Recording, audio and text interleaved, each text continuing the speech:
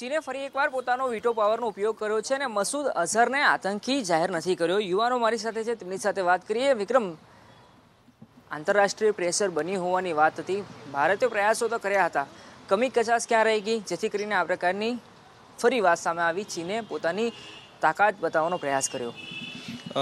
એક તરફ તો પાકિસ્તાન એવું કહી રહ્યું છે કે અમારે શાંતિ જોઈએ છે, બંને દેશો વચ્ચે આપણા વિંગ કમાન્ડરને એ લોકોએ as a gesture of peace release કર્યો અને એ લોકો ડિમાન્ડ કરે છે કે અમારા પ્રાઇમ મિનિસ્ટર ઇમરાન ખાન છે એમને નોબેલ પીસ પ્રાઇઝ આપો। અને બીજી બાજુ એ ચાઇનાનો યુઝ કરે છે, ચાઇનાનો સપોર્ટ લઈને એમના વીટો પાવર થ્રુ ચોથી વાર આ મસૂદ અઝહરને છે એ ગ્લોબલ ટેરરિસ્ટ ઘોષિત કરવા કરતી એમને બ્લોક કર્યો છે। તો આ પાકિસ્તાનની જે એક હિપોક્રેસી છે, જે એમની દોરી ચાલ છે, એ બતાડે છે કે ક્યાંક ને ક્યાંક એ લોકો ટેરરિસ્ટને હાર્બર કરે છે પાકિસ્તાનમાં અને એ લોકો એમના ઉપર કાર્યવાહી કરવા માંગતા નહીં, આતંકવાદીઓનો ઉપયોગ કરીને એ લોકો ભારત જોડે વોર ચાલુ રાખવા માંગે છે। હિરેન, આપણે લાગે છે કે આખું આંતરરાષ્ટ્રીય પ્રેશર બની હોવાનું વાત હતી, ભારતે પ્રયાસો પણ કર્યા હતા અને અભિનંદનને પણ છોડવામાં આવ્યો હતો, કચાશ ક્યાં રહી ગઈ? કારણ કે ચીને હવે ફરી એકવાર પોતાની જે ચાલાકી છે અને ચીન આ માટે પ્રખ્યાત છે। જો વિદેશ નીતિની વાત કરવામાં આવે તો એ વિદેશ નીતિ માટે આપણે છેલ્લા 5 વર્ષમાં માનનીય વડાપ્રધાને ઘણી બધી વિઝિટો કરી છે, 200થી વધારે દેશોને મુલાકાત કરી છે, પાકિસ્તાન પણ જઈ આવ્યા છે, અહીંયા પણ આપણે બધા પ્રધાનમંત્રીઓને મુલાકાત કરવી છે। તેમ છતાં આ પ્રકારે બીજી વાર ઘટનાક્રમ બન્યો છે અને બીજી વાર વીટો પાવર વાપરવામાં આવ્યો ચીન દ્વારા અને આતંકવાદને જ્યારે પ્રોત્સાહિત કરતું હોય એ પ્રકારની ઘટનાક્રમ અહીંયા થઈ રહ્યું છે। ડોકલામ પણ ઇસ્યુ આપણે જોયો છે, ડોકલામમાં પણ આ ચીનનો પગ પેસારો થયો હતો, આપણે ત્યાંથી સરહદ નીકળી રહી છે, બોર્ડર એક હાઈવે નીકળી રહ્યો છે, એમાં પણ એનો હાથ છે।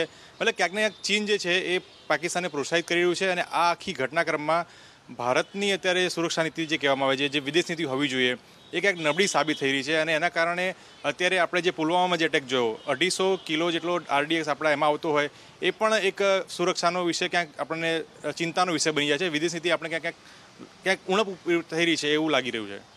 જો કદાચ ચીને વીટો પાવરનો ઉપયોગ કર્યો ન હોત તો પુલવામામાં થયેલો આતંકી હુમલો છે તેનો બદલો યોગ્ય રીતે લઈ શકાયો હોત અને આતંકવાદ સામે મોટી જીત માત્ર ભારતને નહીં પૂરા વિશ્વભરને મળ્યો હોત। આમ જોવા જઈએ તો આના પહેલાં હાફિઝ સઈદને 2000ના સ્ટાર્ટિંગથી ગ્લોબલ ટેરરિસ્ટ ડિક્લેર થઈ ચૂક્યા છે, પણ હજી સુધી પાકિસ્તાનમાં ઓપન લીફરે છે। જો મસૂદ અઝહર પણ ગ્લોબલ ટેરરિસ્ટ જો ડિક્લેર થાય, આમાં કોઈ ગેરંટી નહીં કે ખરેખર એના ઉપર પાકિસ્તાન એક્ટ કરશે કે નહીં, પણ આનાથી એક ફાયદો જે થાય એ થાય કે જૈસે મોહમ્મદ ઉપર એક ઇન્ટરનેશનલ પ્રેશર ક્રિએટ થાય, જે થયો નહીં અત્યારે આમ જોવા જઈએ તો। શું લાગી રહ્યું છે? વાત હતી બદલો લેવાની, જો કદાચ સફળતા મળી હોત અને આતંકી જાહેર થયો હોત અઝહર મસૂદ તો મોટી જીત હોત ભારતની અને આતંકવાદ સામે મોટી લડાઈ કદાચ મહદઅંશે પૂરી થઈ એવું લાગ્યું તમને?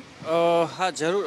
જો કદાચ એને ચીને દખલગીરી ના કરી હોત અને જો એને ઇન્ટરનેશનલ જો આતંકવાદી જાહેર કરી દીધો હોત તો બધા દેશો સારા એવી કાર્યવાહી કરી શકત એવું મને લાગી રહ્યું છે। અન્ય વિદ્યાર્થીનીઓ છે, તેમની સાથે વાત કરી, આપને શું માનવું છે? આખી ઘટનાક્રમ બન્યો છે, ચીને ફરી એકવાર પોતાની આડાઈ જેના માટે તે પ્રખ્યાત છે એક પ્રદર્શિત કર્યું છે। જ્યારે પુલવામા હુમલો થયો ત્યારે ભારતમાં આક્રોશનો માહોલ હતો કે હવે ભારત શું પગલાં લઈ રહ્યા છે અને એની સામે એર સ્ટ્રાઇક કરી એ બાદ હતું કે ના, હવે જ્યારે મસૂદ અઝહરને આતંકવાદી ડિક્લેર કરવામાં આવશે તો હજુ પણ પાકિસ્તાન ઉપર પ્રેશર બની રહેશે। જ્યારે હવે ચીન વીટો પાવરનો ઉપયોગ કરી રહ્યું છે ત્યારે હવે ફરીથી એ જ વસ્તુ થઈ છે કે આટલું બધું કર્યું, એનું પોઈન્ટ ઓફ વ્યૂ શું, હવે કરવા શું માંગે છે અને જે કંઈ પણ પ્રેશર હતું એ બધું હવે ઓછું થઈ ગયું હોય એવું લાગે છે અને આટલું બધું કરેલું વ્યર્થ ગયું હોય એવું લાગી રહ્યું છે।